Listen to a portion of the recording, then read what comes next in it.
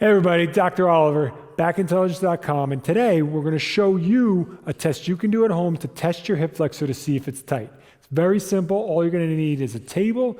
You could use a bed, but we'd rather use something firmer. So a table or a bench or something that you can lay back on and can support your whole body. So we're going to have Leon come out and he's going to get up to the table. Basically, you're going to sit on the edge of whatever you're laying on. So this test is actually called a modified Thomas test. There's another test called a Thomas test, but this is the modified version of it. Basically what you're going to do is you're going to lay yourself back.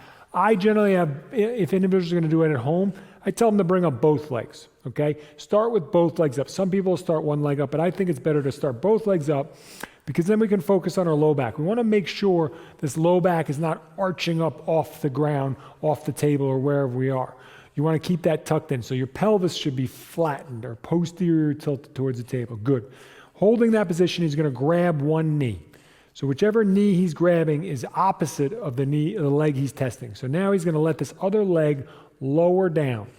What you want to see is that this leg becomes at least parallel or even with his body or the surface he's on. If it sits slightly elevated or very elevated, like it won't drop down, that's a sign that his hip flexor is tight. But if it drops all the way down and he can get it all the way down, he's got a little gap here, so he's got a little work he's got to do because you can see I can get my hand in there. That should be on the table. You want to get a nice 180 degrees of hip extension at this point with this. So we're also assessing other muscles. We didn't talk about the hip flexors, but there's multiple hip flexors. Besides the psoas and iliacus, which are the main hip flexor up here, you also have your quads or your rectus femoris, which is down here and crossing this way. So you look at the leg. See how his leg is kind of straightening itself out? It's not dangling, right? If I try to push it down, it doesn't want to do that. What does that tell me? Well, that tells me his quad's tight as well. Ideally, this leg would be flexed down.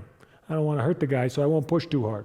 But what that tells us is the quad is tight and the hip flexor is tight, so he's got to work on both of those. Let's check the other side to see.